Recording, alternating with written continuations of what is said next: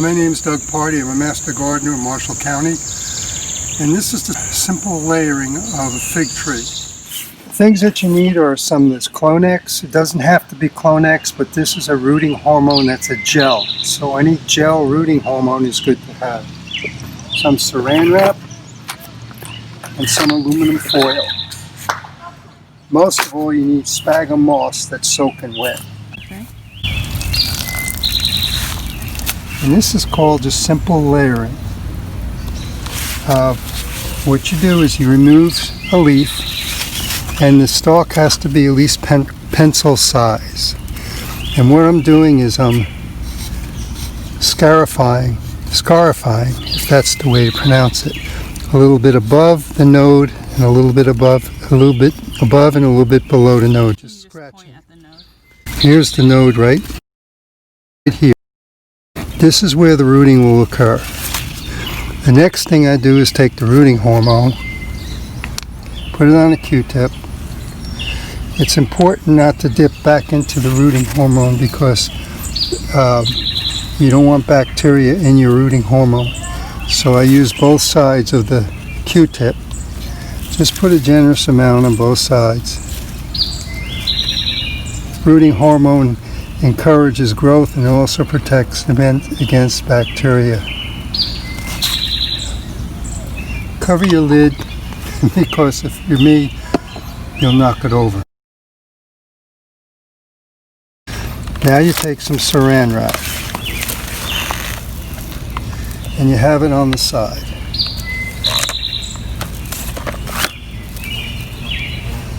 You take the sphagnum moss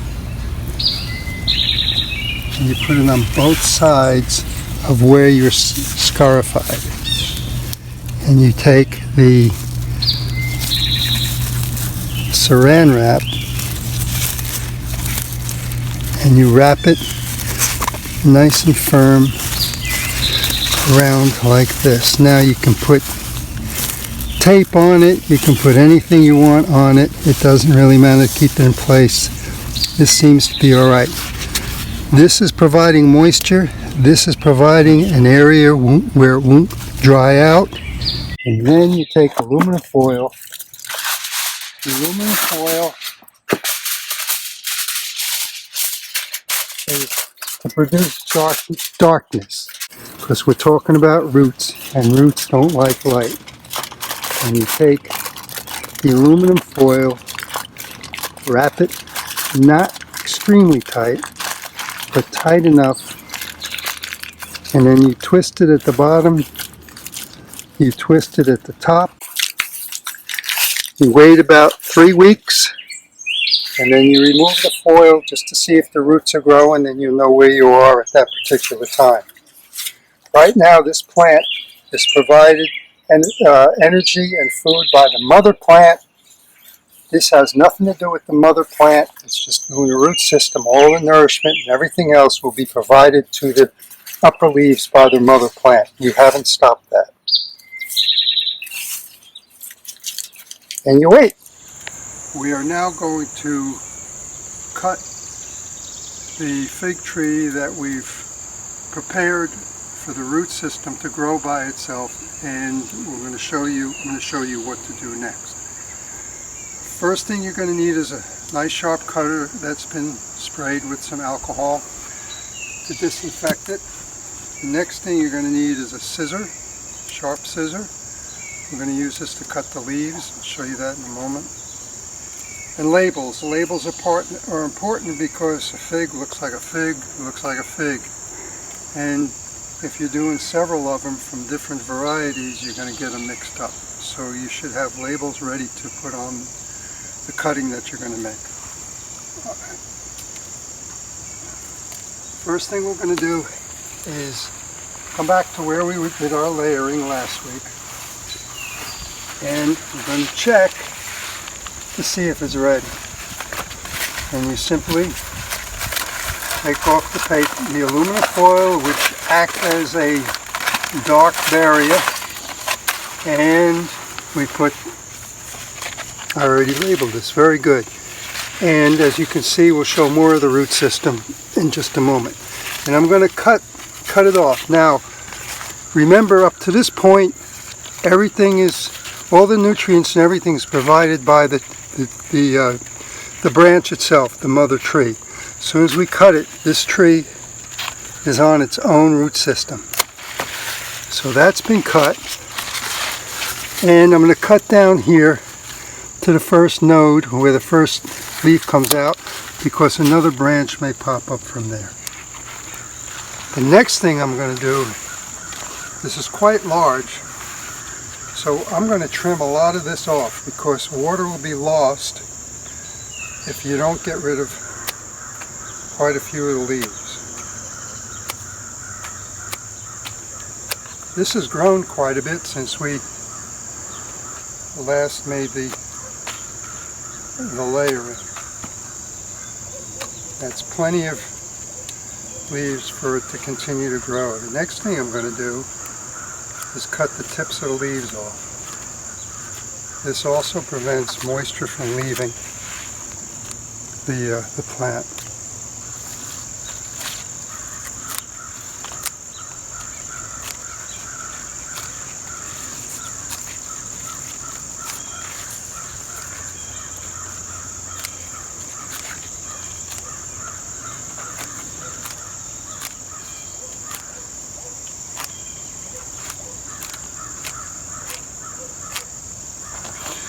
Next thing, we're going to take this cellophane off. This was a barrier that we put up to prevent moisture from leaving the plant, and you can see it has quite a nice root system. And then I'm going to put it in warm water, because warm water helps to hydrate the plant. So I'm going to keep this in this water. I'll have to put some more in when I get inside. I'm also putting a black plastic around the edge to simulate dark, and I'll cover this over with some more paper or something just to give it a dark area. Roots don't like light, and that's why I'm cutting now, because the sun's going down and it's a lot easier on the plant. One thing may happen.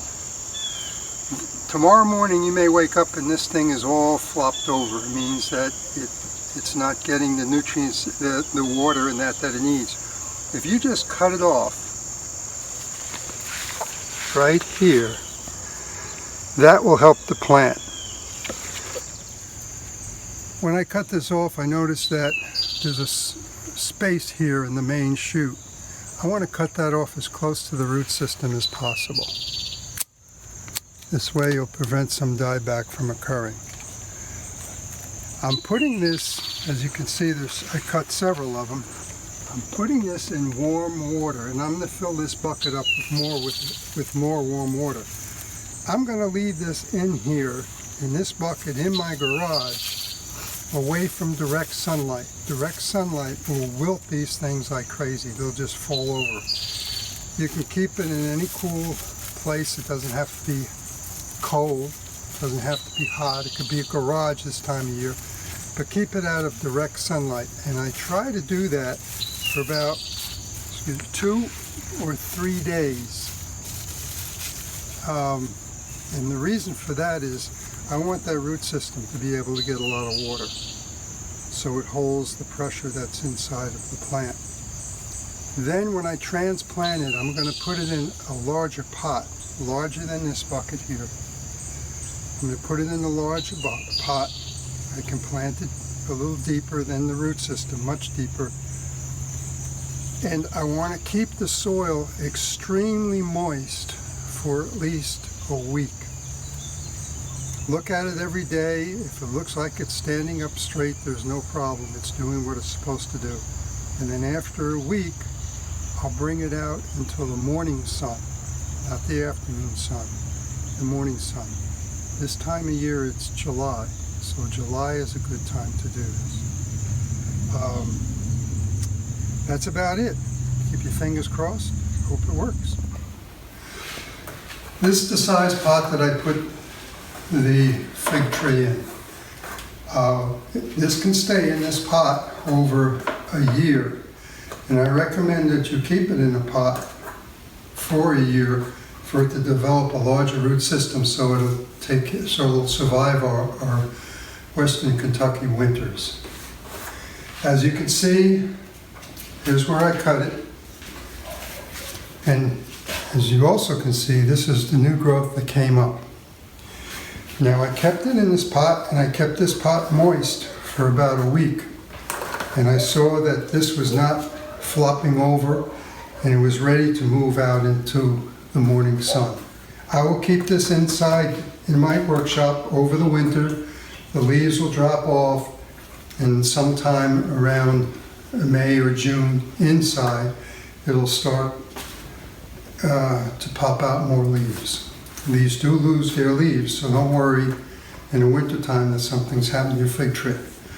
Also, if you have a fig tree in the ground and it's like May and you don't see any signs of growth, don't worry about it, because fig trees take a while for them to shoot up. Just be patient and it'll occur. And if you don't get anything from the fig tree in July, as far as any shoots or anything like that, it didn't make it.